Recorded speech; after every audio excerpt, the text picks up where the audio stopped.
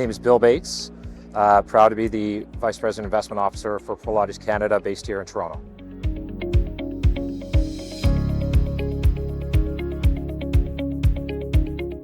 Well, I think the most immediate impact was on the leasing front.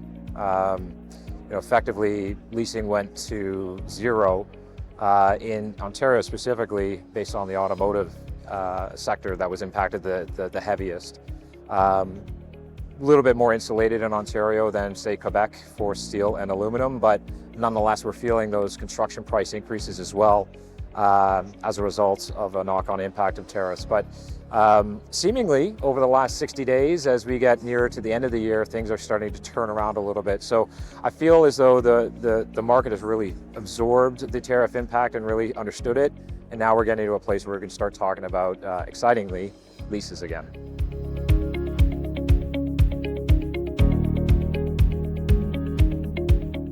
The immediate impact, I would say, in terms of a strategy that was formulated was really doubling down on communication with our customers. At the end of the day, this is a supply chain problem that we need a solution for. We're not going to do that by thinking on our own and making decisions in a vacuum as a standalone developer. So really doubling down conversations first and foremost with our customers, understanding the true impact that the tariffs have had on their business, where they're going with their business in terms of geographic locations, but also the design of their facilities. So, for example, increased throughput are all things that we wouldn't have understood more intimately unless we had that level of communication. The second component, I think, is also our conviction to continue to deliver new product. Tariffs aside, Canada has an aging inventory issue in industrial real estate, and the way to win business is by doubling down on conviction as it relates to the market you're in, but also the ability to deliver high quality buildings even in hard times. So that's, I would say, the two pillars of our approach. And so far it's got us through 25. Let's see what 26 brings.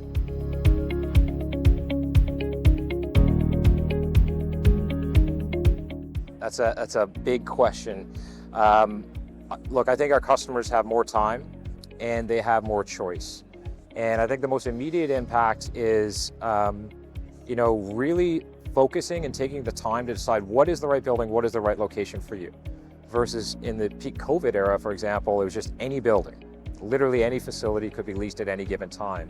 So I think a lot more forward planning about space needs, because there was mistakes made during that COVID surge. Either too much or too little space was taken. So I find that our customers really want to get this next wave of development in their supply chain really right. The other thing that I think has been a huge impact is the amount of power that our facilities require these days. Automation, potential of small data centers in our facilities, etc. Maybe fleet electrification on a long enough timeline. These are all tremendous drawers of power, which has effectively doubled the need for the power being drawn into our facilities. So again, it's more of a systemic question in terms of, do we have the amount of power? Do we have the amount of transmission to cater to these needs? And really, this recent kind of trade war, if we can call it that, has really sparked that debate.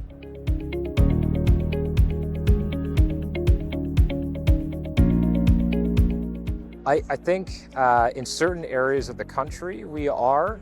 For example, in Quebec, there's just a better training program for skilled trades. In Ontario, we've got a lot of catching up to do. So I think the good news is that we've got a very strong labor force that wants to come to Canada. We just have to get organized in training them up. The other thing I think a lot about is who is going to train these individuals? And are there enough knowledge leaders within our business that are vocal and willing to train these individuals is something that we're acutely focused on. So I would say that it's a structural question as well as, quite frankly, just a staffing question around, who from the former generation is going to teach the next.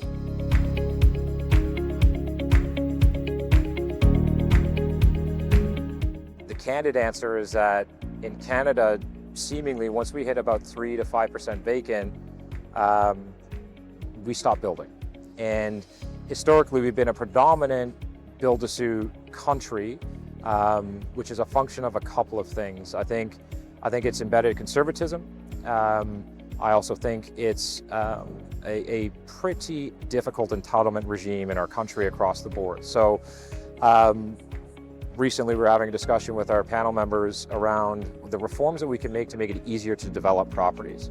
We're approaching 30–40% sometimes just in fees that we're paying to municipalities for the privilege of developing our buildings.